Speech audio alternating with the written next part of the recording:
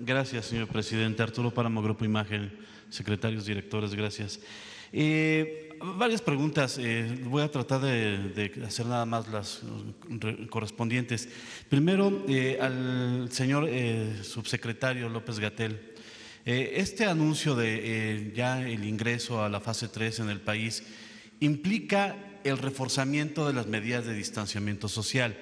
Hemos documentado todos nosotros en nuestros medios que hay empresas que siguen todavía laborando.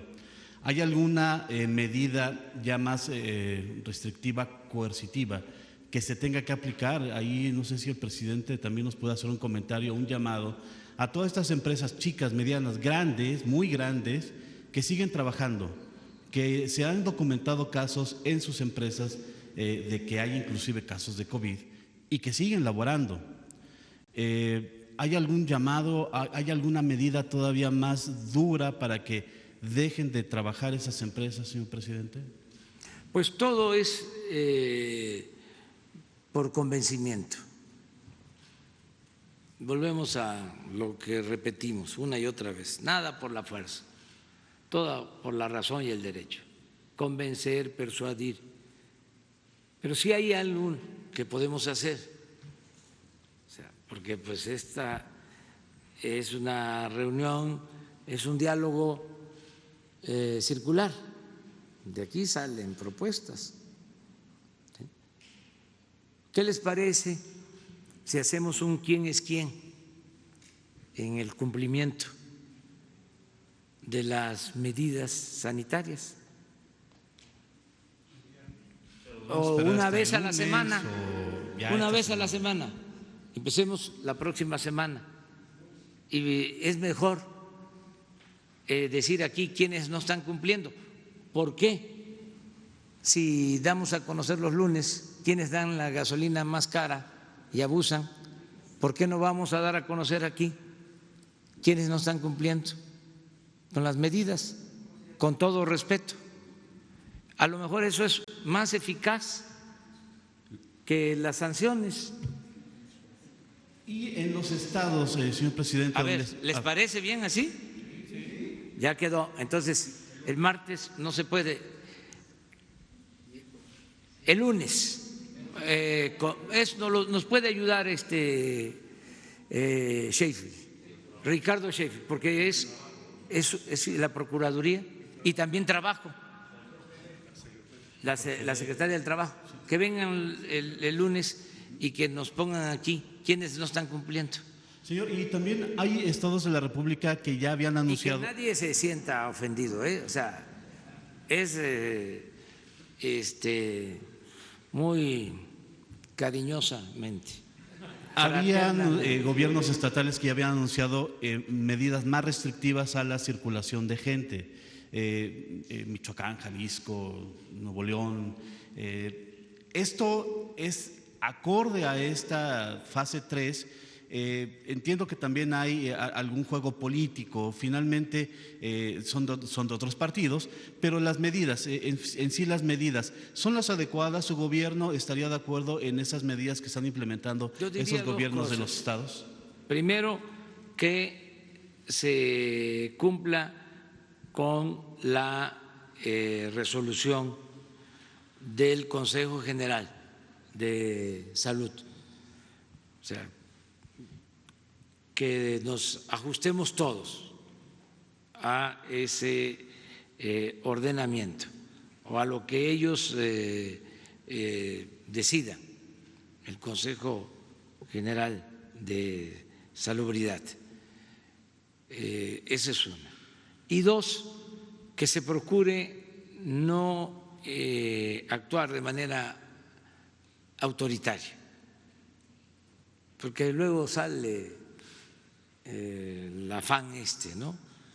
autoritario, hasta nos proponían toques de queda y militarizar al país, y eso no funciona. Acá están estableciendo multas para la gente que está en la calle sin ninguna autorización o alguna actividad por esencial. ejemplo, que se convenza más. Regreso, tenemos un pueblo muy consciente, muy educado, ¿sí? Con mucha cultura. ¿Y saben qué es la cultura? Es nuestra experiencia, nuestra actitud, nuestro comportamiento que heredamos de las pasadas generaciones. Y la cultura, con todo respeto, es más que la educación. Puede haberse graduado alguien en una universidad famosa del extranjero y no tener cultura suficiente, pues, porque de una u otra forma todos tenemos cultura. Entonces, nuestro pueblo tiene mucha cultura. Es que a veces se confunde educación con cultura y se piensa que la cultura es el nivel académico que se logró o que se tiene. No, yo quisiera que ustedes y que todos los mexicanos conociéramos las culturas de Oaxaca. Es de los pueblos con más cultura en el mundo.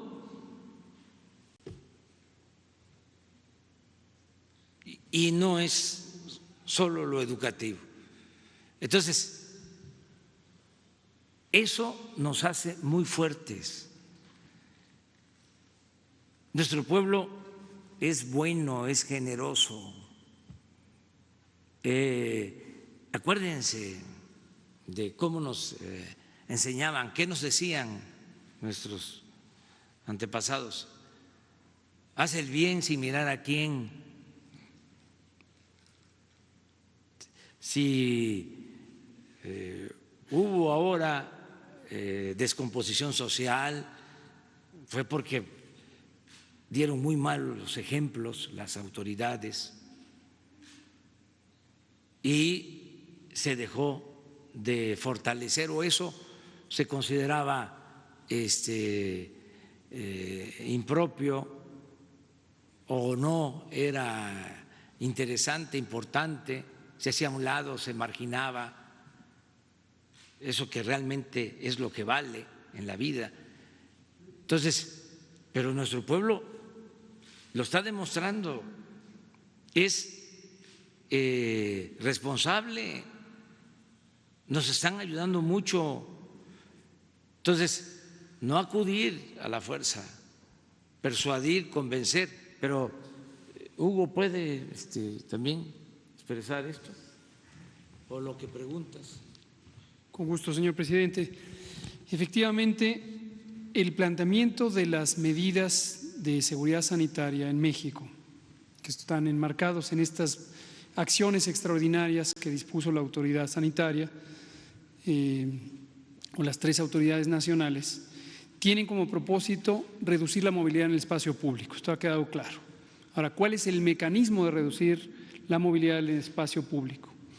Lo que hemos visto en los ejemplos de algunos países que en su momento fueron rebasados por la epidemia y que desafortunadamente no pudieron tomar la oportunidad de tomar las medidas en el momento temprano, y después ya fue hasta cierto punto incontenible la epidemia, es que acudieron al uso de la fuerza pública. Las razones solo ellos pueden evaluarlas, y cada país es soberano y toma sus propias decisiones y respetamos lo que cada país haya decidido. En el contexto de algunos países, tomando los modelos europeos, el acudir a la fuerza pública facilitó el hecho de que la gente se quedara en casa. Pero no debemos pensar que cada modelo de país es intercambiable, cada país tiene su propia realidad social, económica, política, etcétera, y como señala también y enfatiza el presidente, cultural. Entonces, los distintos recursos con los que cuenta un pueblo y un país deben ser considerados.